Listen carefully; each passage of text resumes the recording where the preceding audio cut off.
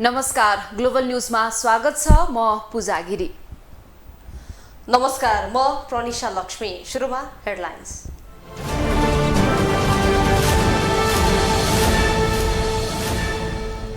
समानुपातिक निर्वाचन प्रणालीप्रति नागरिकको वितृष्णा बढ्दो, नेताले खल्तीबाट सांसद चुन्ने क्रम बढेपछि औचित्यमा प्रश्न। राजनीतिक स्थायित्वका लागि सबै दलको भूमिका हुने माओवादी अध्यक्षको भनाई, राष्ट्र एकताबद्ध गर्न त्याग गर्नुपर्ने प्रतिक्रिया। वैदिक धर्मावलम्बी श्रीकृष्ण जन्माष्टमी पर्व मनाउँदै पाटनको कृष्ण मन्दिर लगायत तीर्थस्थलमा श्रद्धालुको घुइँचो। परोपकार प्रसूति गृहले थाल्यो अमृत कोष, आमाबाट दूध संकलन गरी आवश्यक बालबालिकालाई दिइने। र युरोपका विभिन्न सहर आँधीको चपेटामा, इटली, अस्ट्रिया र फ्रान्सका जनता बढी प्रभावित, 13 जनाको मृत्यु।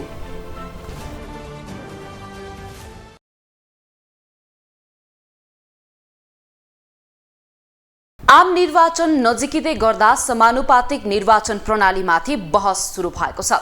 समानुपातिक भनिए पनि नेताको खल्तीबाट सांसद चुन्ने परिपाटी बढेको भन्दै यो निर्वाचन प्रणाली नै खारेज गर्नुपर्ने आवाज उठेको हो। आसन्न प्रदेश र प्रतिनिधि सभाको निर्वाचन नजिकिरहेका बेला समानुपातिक निर्वाचन प्रणाली खारेज हुनुपर्ने आवाज उठ्न थालेको छ। भन्नलाई समानुपातिक भन्ने तर नेताको खल्तीबाट सांसद चुन्ने परिपाटी हाबी भएकोले यो प्रणाली नै खारेज गर्नुपर्ने माग भइरहेको छ। उम्मेद्वारको सूचीमा राजनीतिक नेतृत्व हाबी भएकाले समानुपातिक निर्वाचन प्रणालीले पिछडिएको वर्ग, क्षेत्र र समाजलाई समेट्न नसकेको गुनासो नागरिकको छ। अर्कोतर्फ राजनीतिक दलका नेताहरू नै यो प्रणालीको विपक्षमा उभिन थालेका छन्। समानुपातिक प्रक्रिया हटाउनु पर्छ। खर्च कटौती हुन्छ राजनीतिक संरचनाभित्र, अनि भूगोल हुन्छ, भूगोलसँग चाहिँ उ भविष्य भूगोलसँग हुन्छ, भूगोल नभएकोलाई चाहिँ राष्ट्रिय सभामा राखिदियो भने बेटर हुन्छ भन्ने मेरो व्यक्तिगत हो। सम्पूर्ण देशलाई एक निर्वाचन क्षेत्र मानी राजनीतिक दलहरूले पाएको मत प्रतिशतको अनुपातमा सदस्यहरू विजयी भएको घोषणा गर्ने प्रणाली नै समानुपातिक निर्वाचन प्रणाली हो। यो प्रणाली मार्फत संसदमा महिला तथा पिछडिएको वर्ग, अल्पसंख्यक र जनजातिको प्रतिनिधित्व हुने गर्दछ। तर नेपालमा भने समानुपातिक निर्वाचन प्रणालीको दुरुपयोग भइरहेको आरोप लागिरहेको छ। सदुपयोग हुनुको साटो दुरुपयोग भएको हुँदा समानुपातिक निर्वाचन प्रणाली खारेज गर्नुपर्ने पूर्व प्रमुख निर्वाचन आयुक्त सूर्य प्रसाद श्रेष्ठ बताउँछन्। समानुपातिक नराखे नि हुन्छ, यसरी दुरुपयोग हुने हो।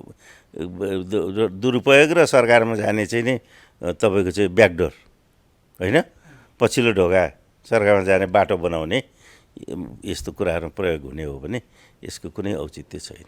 यता समानुपातिक निर्वाचन प्रणालीमाथि प्रश्न उठाउन हतार गर्नुहुन्न भन्नेहरूको जमात पनि ठूलो छ। संविधानमै समानुपातिक प्रतिनिधित्वको व्यवस्था भएकोले यसलाई उल्ट्याउन नहुने उनीहरूको तर्क छ।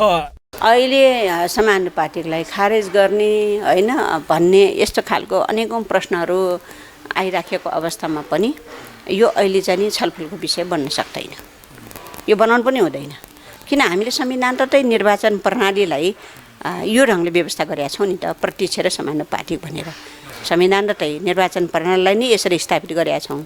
अनि अहिले आफूलाई चित्त बुझेन भनेर चाहिँ कसैलाई होइन कोही भएन भनेर चाहिँ यो खालको टिप्पणी गर्ने पनि यो जायज पनि होइन भन्ने लाग्छ। उसो त प्रत्यक्ष निर्वाचन प्रणालीको समेत आलोचना हुने गरेको छ।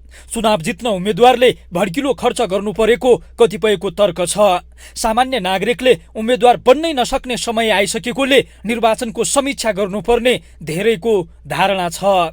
ग्लोबल टेलिभिजनका लागि क्यामेरामा विजय ठकुराठीका साथमा कैलाश कठायत, काठमाडौँ।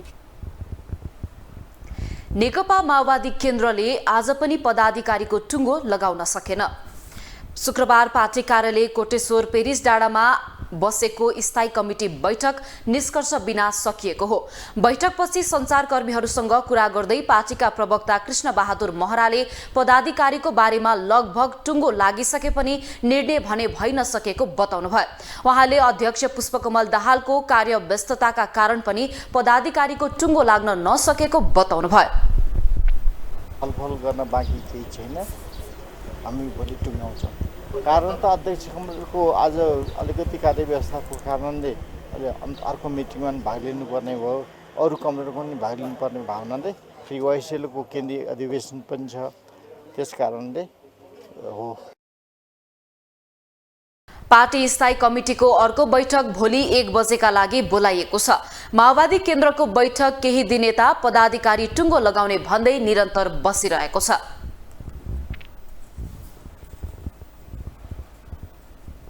नेकपा माओवादी केन्द्रका अध्यक्ष पुष्पकमल दाहालले राजनीतिक स्थायित्वका लागि सबै राजनीतिक दलको भूमिका हुने बताउनु भएको छ। काठमाडौँमा आज आयोजित कार्यक्रममा अध्यक्ष दाहालले राष्ट्रलाई राजनीतिक स्थायित्व दिन सबै दलले पूर्वाग्रह त्याग्नुपर्ने बताउनु भएको हो। उहाँले सुशासन स्थापना र देशको विकासको निम्ति पनि सबै दलको भूमिका आवश्यक पर्ने उल्लेख गर्नुभयो। अध्यक्ष दाहालले कुन विचार र नेतृत्वबाट राष्ट्र एकताबद्ध हुन सक्छ भन्ने विषयमा मनन गर्नुपर्ने बेला आएको बताउनु भयो। संगठन जनवर्गीय संगठनका नेता साथीहरूलाई पनि म विशेष रूपले अपिल गर्न चाहन्छु, हामी विभिन्न खालका आग्रह पूर्वाग्रह भन्दा यो राष्ट्रलाई एकताबद्ध गर्ने, देशको राजनीतिलाई स्थायित्वतिर लैजाने र सुशासन र विकासलाई इमानदारीता साथ अगाडि बढाउनको लागि तपाईँ हामी सबैको भूमिका सामूहिक रूपले आवश्यक भएको छ। अध्यक्ष दाहालले देशको राजनीतिक परिवर्तनमा पार्टीको युवा संगठनको महत्त्वपूर्ण भूमिका हुने धारणा राख्नुभयो। नेकपा एमालेका सचिव योगेश कुमार भट्टराईले प्रदेशसभा र प्रतिनिधि सभा निर्वाचनमा बहुमत ल्याउने गरी तयारी गरिरहेको बताउनु भएको छ। काठमाडौँमा आज आयोजित कार्यक्रममा सचिव भट्टराईले संघ र प्रदेश दुवैमा बहुमत ल्याएर सरकार बनाउने गरी निर्वाचनको तयारी गरिरहेको बताउनु भएको हो। उहाँले जनआकांक्षा अनुरूपको घोषणा पत्र निर्माण गर्ने प्रतिबद्धता व्यक्त गर्नुभयो। त्यसका लागि पार्टीका सबै विभागले विज्ञहरूसँग छलफल गरेर मस्यौदा तयार पार्ने उहाँको भनाइ छ। 32 वटा विभागहरूले आफ्नो विषयगत विभागहरू छन्, ती विषयगत विभागहरूले घोषणापत्र तयारीमा विज्ञहरूसँग यसरी राय सल्लाह गर्दै पार्टीको घोषणापत्रलाई समष्टिमा एउटा जनपक्षीय र नेपालको राष्ट्रिय हितलाई सम्बोधन गर्ने र आजका चुनौतीहरूलाई सम्बोधन गर्न सक्ने आम जनताको आकांक्षा अनुरूपको घोषणापत्र बनाउन हामी सक्षम हुनेछौँ। सचिव भट्टराईले पार्टीको स्वास्थ्य तथा जनसंख्या विभागले आगामी निर्वाचनको लागि बनाउन लागेको घोषणा पत्रको मस्यौदाका लागि आवश्यक सुझाव दिन पनि विज्ञहरूलाई आग्रह गर्नुभयो। एमाले पार्टीका सबै विभागलाई यही भदौ 15 गते भित्र चुनावी घोषणा पत्रका लागि मस्यौदा तयार पारी पार्टीमा बुझाउन निर्देशन दिएको छ।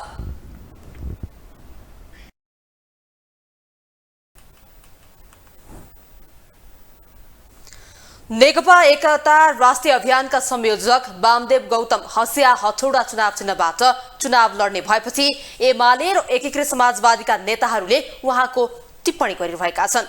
वामदेवले भने सिधै चुनाव जित्ने गरी माओवादीको चुनाव चिन्ह रोजेको प्रतिक्रिया दिनुभएको छ। प्युठानबाट निर्वाचन लड्ने उहाँको चाहना रहेको छ। नेकपा माओवादी केन्द्रले बाबुराम भट्टराई र वामदेव गौतमलाई हसिया हथौडा चुनाव चिन्ह निर्वाचनमा प्रयोग गर्न दिने निर्णय गर्यो।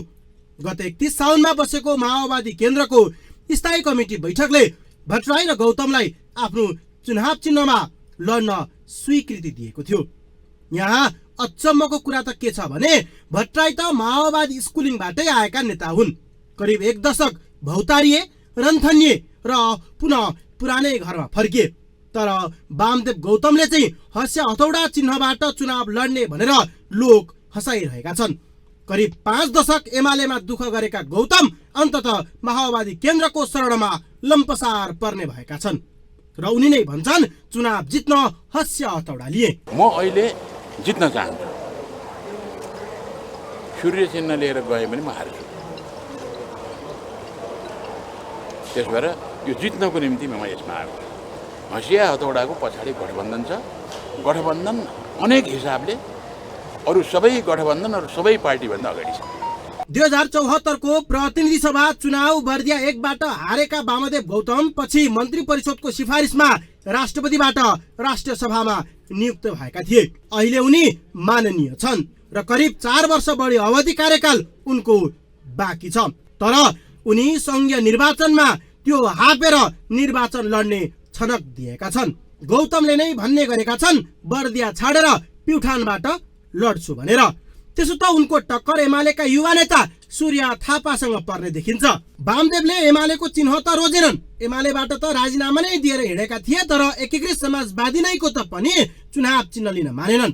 आखिर माधव नेपाल नेतृत्वको एकीकृत समाजवादी त्यही एमालेबाट विद्रोह गरेर गठन भएको पार्टी थियो र वामदेवले पनि त्यो विद्रोहमा साथ दिएका थिए नेपाललाई। वामदेवले माओवादी केन्द्रको चुनाव चिन्ह चुनाव जित्नलाई लिएको भनिसकेपछि एकीकृत समाजवादी र एमालेका नेताहरूले भने त्यसलाई हास्यास्पद भनेका छन्। उहाँले जुन जब दुनियाँ भनेर भन्दै हिँड्नुहुन्थ्यो त्यो हिसाबबाट हेर्दा उहाँ कि एमालेमा भन्नु पर्थ्यो कि समाजवादी भन्नु पर्थ्यो।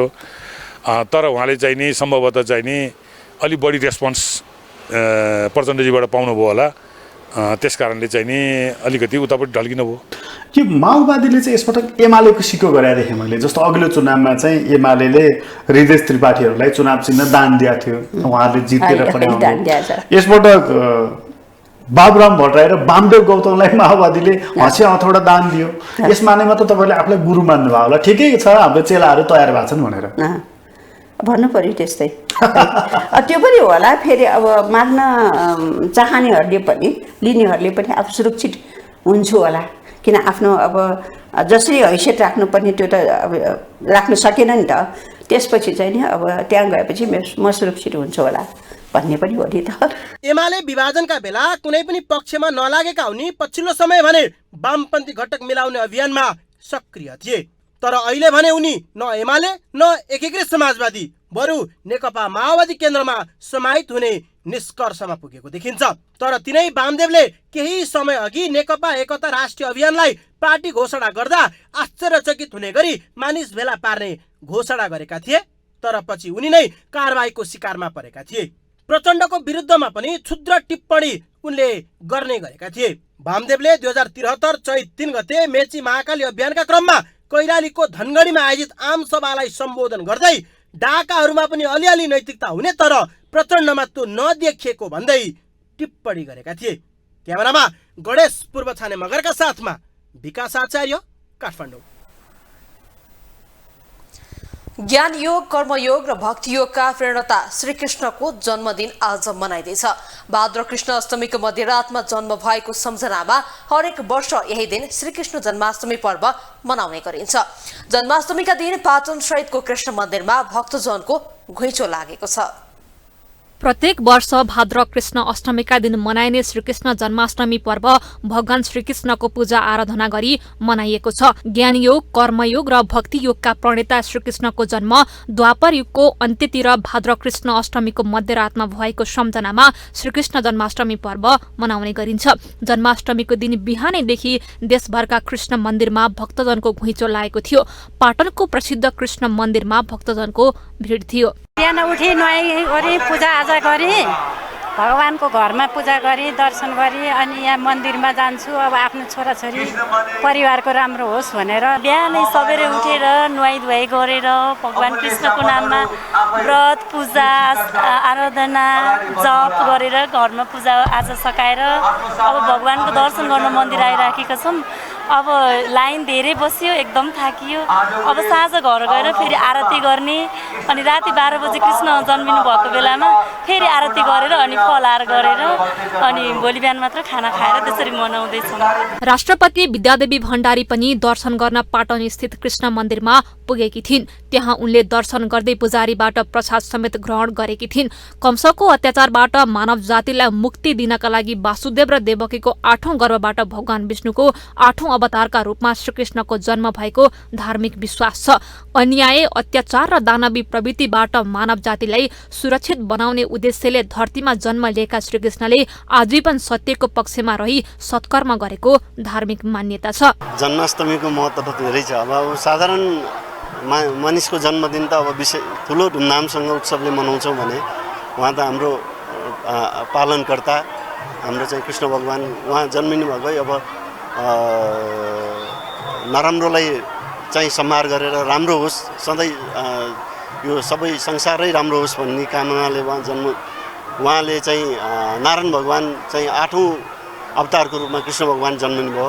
मानव जातिलाई सुरक्षित पारी धर्मको रक्षाका लागि धरतीमा अवतरित भएका श्रीकृष्णले नै पुतना, कंस, जरासन्ध र शिशुपाल आदि दानवी प्रवृत्तिलाई अन्त्य गरी मानव मात्रलाई भय मुक्त बनाएको विश्वास गरिन्छ।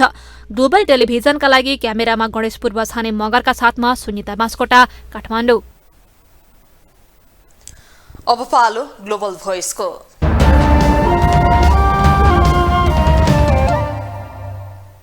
आज श्रीकृष्ण जन्माष्टमी अर्थात् भगवान श्रीकृष्ण जन्माष्टमी। भगवान श्रीकृष्णको पूजा अर्चना गरी मनाइँदैछ। यसै सन्दर्भमा ग्लोबल भोइसमा आज हामीले सोधेका छौं, श्रीकृष्ण जन्माष्टमीको महत्व के छ? बिहान उठी नुहाई गरी पूजा आजा गरी भगवानको घरमा पूजा गरी दर्शन गरी अनि यहाँ मन्दिरमा जान्छु। अब आफ्नो छोराछोरी परिवारको राम्रो होस् भनेर बिहानै सबेरै उठेर नुहाई धुवाई गरेर भगवान कृष्णको नाममा व्रत पूजा आराधना जप गरेर घरमा पूजा आज सकाएर अब भगवानको दर्शन गर्न मन्दिर आइराखेका छौँ। अब लाइन धेरै बस्यो, एकदम थाकियो। अब साँझ घर गएर फेरि आरती गर्ने अनि राति 12 बजे कृष्ण जन्मिनु भएको बेलामा फेरि आरती गरेर अनि फलाहार गरेर अनि भोलि बिहान मात्र खाना खाएर त्यसरी मनाउँदैछौँ। हामी पूजा गर्छौँ, व्रत बसेर पूजा गर्ने, भगवानको आराधना गर्ने, उहाँलाई सम्झिने आराधना गर्ने। यो म त सबैजनाले पूजा गरेको धेरै पूजा गरेँ मैले त। अब भगवान कृष्णको व्रत बसी राम्रो हुन्छ भन्ने मान्यता छ। सबै परिवारलाई, बुढोलाई सबै हामी सबैलाई राम्रो हुन्छ भन्ने मान्यता छ।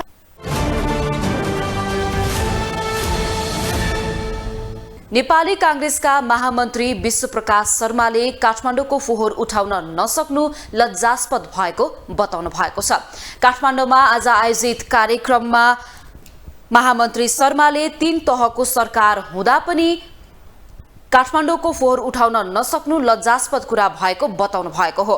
उहाँले फोहोर समस्याको दीर्घकालीन समाधानका लागि सबै राजनीतिक दलहरूले साझा ढंगले सोच्नुपर्ने बताउनु भयो। उहाँले काठमाडौँ महानगरपालिकाका मेयर बालेन्द्र शाहलाई साथ दिनुपर्ने र बन्चरे डाँडाका नागरिकहरूको मागको पनि राज्यले सम्बोधन गर्नुपर्ने बताउनु भयो। गर्नै पर्छ, भन्नै पर्छ कि बिहान 1 छाकको, साँझ 1 छाकको गरेर 2 छाकको सम्म फोहोर उठाउन 3 तहको सरकारले नसक्ने खालको लज्जित अवस्थाबाट चाहिँ यसलाई अन्त्य गर्नुपर्छ। काठमाडौँ जस्तो सहरमा चाहिँ यो फोहोर उठाउने कुरा। महामन्त्री शर्माले फोहोरको समस्या समाधानका लागि संघ, प्रदेश र स्थानीय तह सबै जिम्मेवार हुनुपर्ने बताउनु भयो। परोपकार तथा प्रसूति अस्पतालले अमृत कोषको सुरुवात गरेको छ। आमाबाट संकलन गरिएको दूध संकलन र भण्डारण गरेर आवश्यक हुने बालबालिकालाई दिने कोषको आज राष्ट्रपति विद्यादेवी भण्डारीले उद्घाटन गर्नुभयो।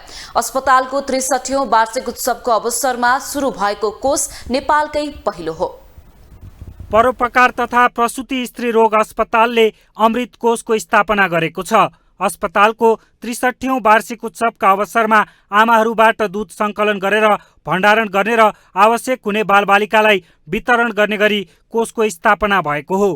कोषको उद्घाटन गर्दै राष्ट्रपति विद्यादेवी भण्डारीले अमृत कोषको स्थापना गर्नु मातृ तथा शिशु स्वास्थ्यको क्षेत्रमा एक ऐतिहासिक थालनी भएको बताएकी छन्। नेपाली समाजमा आमाको दूध दान गर्ने पुरानो अभ्यास भए पनि अमृत कोषले संस्थागत रूपमा आमाहरूबाट दान गरिएको दूधको संकलन, प्रशोधन र भण्डारण गरी आवश्यक पर्ने शिशुहरूलाई वितरण गर्ने कामको सुरुवात गर्नु आफैमा राम्रो काम भएको बताइन्।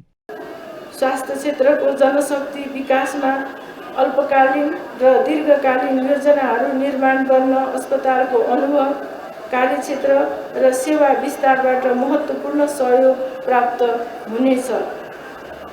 नेपाल सरकारका सम्बद्ध संस्थाहरूले यसतर्फ आवश्यक पहल र समन्वय गर्न विशेष ध्यान दिने मैले अपेक्षा गरेको छु। स्वास्थ्य तथा जनसङ्ख्या राज्य मन्त्री हिराचन्द्र केसीले स्त्री तथा प्रसूति रोगको उपचार, पहिचान र सेवा विस्तार 7 प्रदेश र 77वटै जिल्ला पुर्याउन पहल भइरहेको बताए। संसारमा रहेका, विश्वभरि रहेका जुन प्रकारका अत्याधुनिक मेसिनहरू, अत्याधुनिक सुविधा सम्पन्न ती औजारहरू नेपालमा भित्राउने र अझ सेवा र सुविधालाई सुलभ बनाउने र मन्त्रालय तर्फबाट प्लान योजनाका साथ आम जनताले त्यो सुविधा पाउन्। काठमाडौँको भ्यालीभित्र रहेको यो सुविधा सम्पन्न प्रसुति गृह मात्र नभएर 7 प्रदेश र 77 जिल्लामा यो सेवा पुर्याउनका लागि मन्त्रालयले के प्रकारको भूमिका खेलेको कुरा म यहाँहरूलाई र योजनाका साथ अगाडि बढेको कुरा पनि यहाँ सबैलाई म जानकारी गराउन चाहन्छु। मन्त्री केसीले स्त्री प्रसुति र शिशुहरूको उपचार सेवा उपलब्ध गराउनका लागि विश्वमा उपलब्ध अत्याधुनिक स्वास्थ्य उपकरण मार्फत सेवा प्रदानका लागि मन्त्रालय तयार रहेको बताएका छन्। ग्लोबल टेलिभिजनका लागि क्यामेरामा विजय ठकुराठीका साथमा अभिषेक सापकोटा, काठमाडौँ। सुरक्षा व्यवस्था फितोल हुँदा वीरगञ्जको मुख्य नाकाबाटै खुलेआम तस्करीका सामान भित्रिने क्रम बढेको छ। अहिले दिनहुँ जसो तस्करीका सामान रिक्सा, अटो, टेम्पो, मोटरसाइकल तथा साइकलबाट मुख्य नाका हुँदै वीरगञ्ज भित्रिरहेका छन्। व्यक्तिगत सामान बोकेका साना झोला जाँच गर्ने गरेका वीरगञ्ज नाकामा खटिएका सुरक्षाकर्मीले तस्करीका सामान आउँदा भने देखे पनि नदेखे झैं गरेर आँखा चिम्लिदिने गरेका छन्। मुख्य नाका हुँदै वीरगञ्ज बजारसम्म आइपुग्न सुरक्षाकर्मीको 4 वटा घेरा पार गर्नुपर्छ। तर यो घेरामा खटिने सुरक्षाकर्मीले तस्करी बाहेकका मात्रै वस्तु जाँच गर्ने गरेको स्थानीयको आरोप छ। अघिल्तिरै प्रहरी हुन्छ तर तस्करीका सामान निर्बाध भित्रिरहन्छन्। तर यहाँका स्थानीयले सामान्य घराइसी सामान ल्याउँदा पनि सुरक्षाकर्मीले झमेला गर्ने गर्दछन्। तस्करहरूलाई भने पहरा दिएर सामान पास गराउन तल्लीन रहने गरेको स्थानीय आरोप लगाउँछन्। 2-4 केजी सामान लिएर आउँदा पनि बाटोमा अब पुल कस्टम नाग्ने बित्तिकै 2 ठाउँ उता सशस्त्र प्रहरी चेक गर्छ, एक ठाउँ चाहिँ गेटनिर जनपदले चेक गर्छ, फेरि यहाँ भन्सार आउँदा पनि चेक गर्छ। तर त्यही सामान फेरि बोराको बोरा हालेर लिएर जाँदा केरियरहरू पैसा दिन्छन्, लान्छन्, अटोमा प्याक गरेर लान्छन्, केही हुँदैन। अब तपाईँ हेर्दै जानु कि बिहान बेलुका दिउँसो जुन बेला पनि अब यो बोर्डर हामीले सुनेको थियो, हामीलाई थाहा छ मान्छे आउन जानको लागि ओपन छ, तर यहाँ तस्करीको लागि, मालहरूको लागि, अनलिगल पनि सामानहरूको लागि ओपन भइरहेछ यो बोर्डर। अब जतिखेर पनि तपाईँको माल गइरहेछ, कटिरहेछ, पैसाको सबै खेल छ यहाँ। अब हामी गरिब मान्छे त 200-500 को सामान लिएर आयो भने हामीले त पैसा तिर्न सक्दैन। अब हाम्रो माल जान्छ कहाँ? सामान भन्सारमा। मुख्य नाकामा सशस्त्र प्रहरी र नेपाल प्रहरीको गरी 4 वटा चेकिङ पोइन्ट छ। प्रदेशद्वारबाट 1 किलोमिटरको दूरीमा रहेका यी 4 वटा सुरक्षा घेराले छाडेका सामान कहिलेकाहीँ वीरगञ्ज बजारमा आइसकेपछि समातिने गरेको घटना पनि छ। ओडा प्रहरी कार्यालय बिर्ताले वीरगञ्जको मुख्य बजार क्षेत्रबाट राजस्व छली गरेर यही मार्ग हुँदै भित्रिएका ट्रक सहित करोडौं मूल्यका सामान समात्ने गरेको छ। बुधबार मात्रै वीरगञ्जको मुख्य बजार क्षेत्र माई स्थानको सडकबाट ट्रकमा लोड गरिएको 54 लाख मूल्यको लत्ता कपडा बरामद हुनुले संस्थागत रूपमा नै मुख्य नाकाबाटै तस्करी भइरहेको पुष्टि गरेको छ। तर जिल्ला प्रहरी कार्यालय पर्साका प्रवक्ता समेत रहेका प्रहरी नायब उपरीक्षक प्रहलाद कार्की भने तस्करी नभएको भन्दै ढाकछोप गर्न उद्यत छन्। गत आर्थिक वर्षमा मात्र हाम्रो 23 करोड भन्दा बढी हामीले राजस्व सङ्कलन हुने गरेर सामानहरू बरामद गरेर राजस्व कार्यालयमा बुझाएको हाम्रो तथ्याङ्कले पनि बोल्छ यो कुराहरू। र यसमा निर्बाध रूपले तस्कर हुने भन्ने कुराहरू यसमा कुनै सत्यता छैन। प्रहरी परिचालन भएकै छ र जहाँनिर यस्तो तस्करी भएका सूचनाहरू आएको छ त्यो ठाउँमा तदारुकताका साथ प्रहरीले कारबाही गरिरहेको छ। गत साउन 24 गते एक युवाको हत्या गरेर बोरामा प्याक गरी मोटरसाइकलमा राखेर यही मुख्य नाका हुँदै रक्सोल पुग्दा पनि ठाउँ ठाउँमा जाँचका लागि खटिएका प्रहरीले सुइको पाउँदैनन्। सुरक्षा घेरामा रहेको मुख्य नाकाबाटै यसरी खुलेआम तस्करी भइरहँदा अन्य ठाउँबाट कुन हदसम्मको तस्करीको काम भइरहेको होला भन्ने सहजै अनुमान लगाउन सकिन्छ। तस्करी नियन्त्रणका लागि पहिला सुरक्षाकर्मीमा नै शुद्धिकरण गर्न जरुरी छ, अनि मात्रै तस्करी न्यूनीकरण हुन सक्छ। होइन भने तस्करीको सञ्जाल तोड्न कठिन देखिन्छ। ग्लोबल टेलिभिजनका लागि पर्साबाट आबिद हुसेनको रिपोर्ट। अब बिजनेस न्यूज।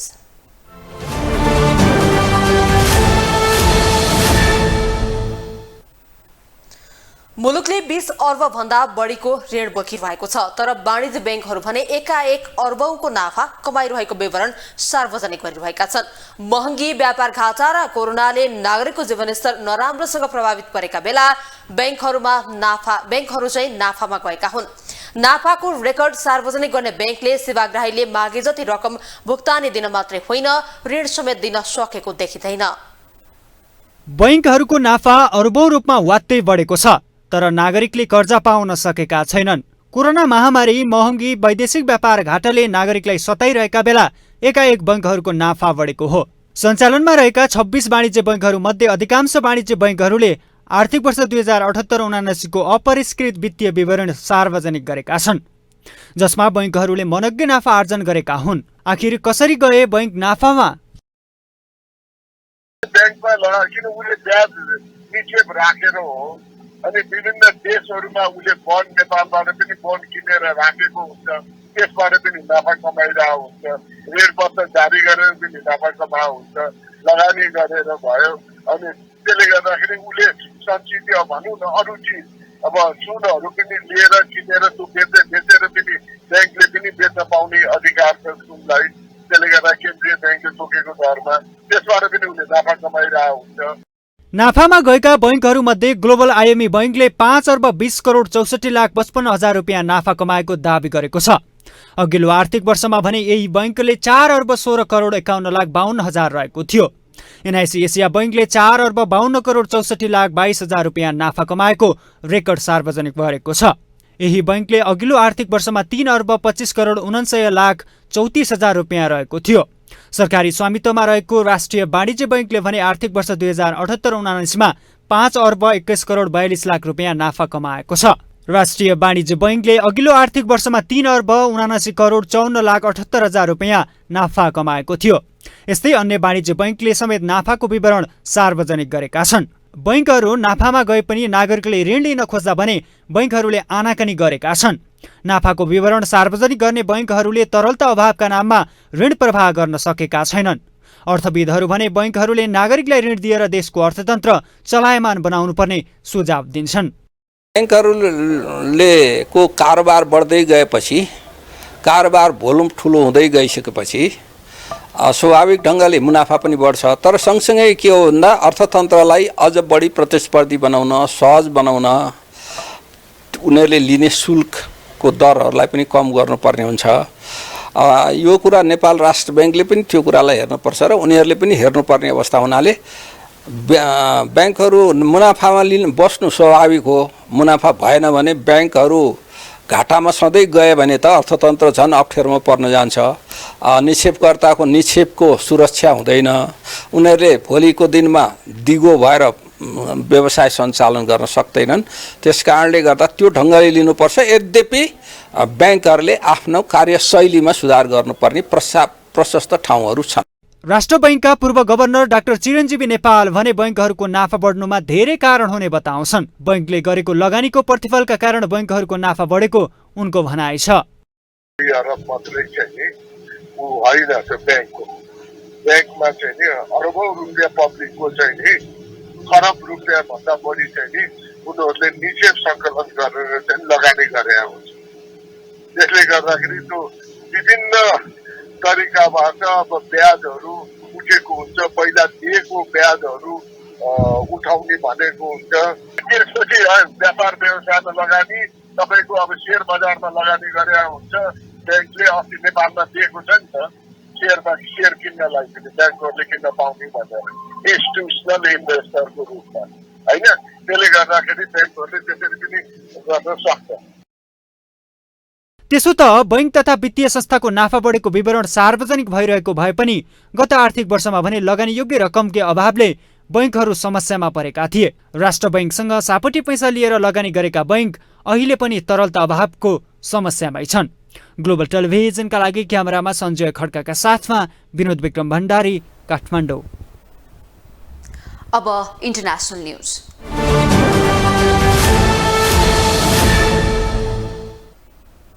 युरोपका विभिन्न शहर भीषण आँधीको चपेटामा परेका छन्। आँधीमा परि 3 बालबालिका सहित 13 जनाको मृत्यु भएको छ। आँधीका कारण इटली, अस्ट्रिया, फ्रान्सका जनता प्रभावित भएका छन्। भारी वर्षासँगै आएको आँधीका कारण सडक यातायात अवरुद्ध हुनुका साथै हवाई सेवा समेत प्रभावित भएको छ। प्रति घण्टा सरदर 224 किलोमिटरको दरले आएको आँधीले युरोपका अधिकांश शहरका रुखहरू ढलेका छन्। आँधीमा परि मृत्यु हुनेमा अधिकांश बालबालिका रहेका छन्। यसैबीच फ्रान्सका गृहमन्त्री गोराल्ड डार्मिनीले आँधी प्रभावित क्षेत्रको निरीक्षण गर्दै विस्थापित सर्वसाधारणको उचित व्यवस्थापन गरिएको जानकारी दिएका छन्। फ्रान्सका सयौं सवारी साधन आँधीका कारण ध्वस्त भएका छन्। आँधी प्रभावितहरूलाई अस्थायी शिविर बनाई राखिएको छ। इटलीमा आँधी प्रभावित राखिएको शिविर पनि ध्वस्त भएका कारण अस्थायी बसोबासको व्यवस्था गरिएको छ। दक्षिण कोरियामा 1,38,812 जना कोरोना संक्रमित फेला परेका छन्। दक्षिण कोरियामा पछिल्लो केही हप्ता दैनिक 1 लाख भन्दा बढी मानिस कोरोना संक्रमित हुने गरेका छन्। यो सँगै अहिलेसम्म कुल संक्रमितको संख्या 2,20,37,000 पुगेको छ।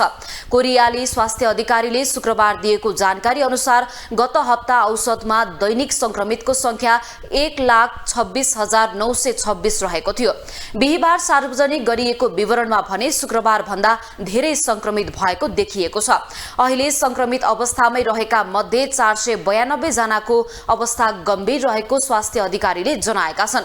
यो संख्या अघिल्लो दिनको भन्दा 22 ले बढी हो।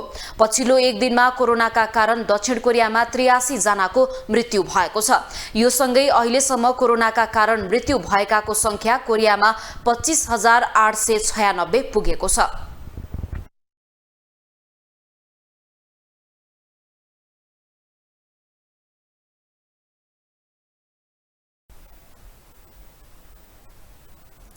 अब स्पोर्ट्स न्यूज।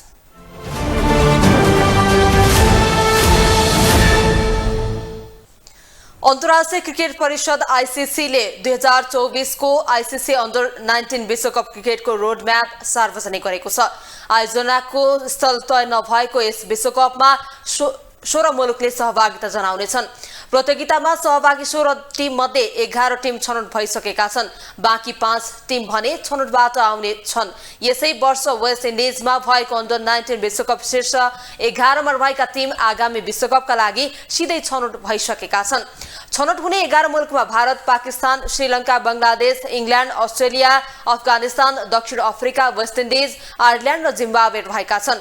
5 टोली भने एसिया, अफ्रिका, युरोप, अमेरिका र इस्ट एसिया पेसिफिकबाट समान एक टिम रहनेछन्। नेपालले भने 6 टोली रहेको एसिया क्षेत्रको डिभिजन 1 जित्नुपर्ने हुन्छ। यस डिभिजन 1 मा डिभिजन 2 बाट आएका 2 टोली सहित 6 टोली रहने। डिभिजन 2 मा Bahrain, Bhutan, Saudi Arab, Oman, Qatar, Hong Kong, Singapore र थाइल्यान्ड रहेका छन्। यी 8 टिमबाट शीर्ष 2 मा रहने टिमले डिभिजन 1 मा रहेका टिमसँग प्रतिस्पर्धा गर्नुपर्नेछ। डिभिजन 1 मा नेपाल, युएई, मलेसिया र कुवेत रहेका छन्। 6 टोली रहने एसिया डिभिजन 1 जितेमा नेपालले विश्वकपमा स्थान बनाउनेछ। सन् 2016 पछि नेपालले 3 संस्करणको विश्वकप खेलेको छैन। नेपालले हालसम्म 7 पटक विश्वकपमा सहभागिता जनाइसकेको छ। ग्लोबल न्यूजको अन्त्यमा हेडलाइन्स पुनः एकपटक।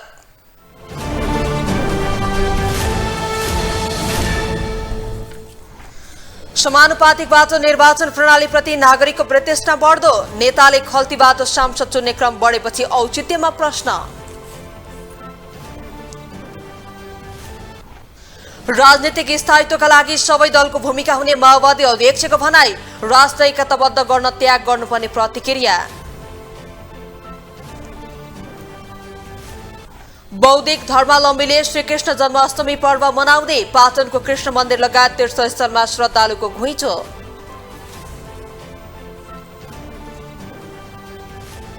परोपकार प्रसूति गृहले थाल्यो अमृत कोष। आमाबाट दूध संकलन गरी आवश्यक बालबालिकालाई दिइने।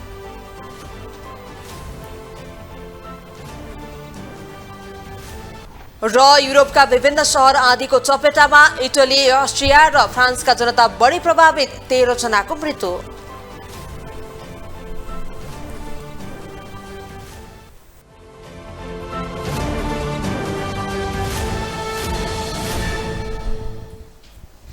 ग्लोबल न्यूज अहिलेलाई यति नै। ग्लोबल टेलिभिजन तपाईँ फेसबुक तथा युट्युबमा पनि प्रत्यक्ष हेर्न सक्नुहुनेछ।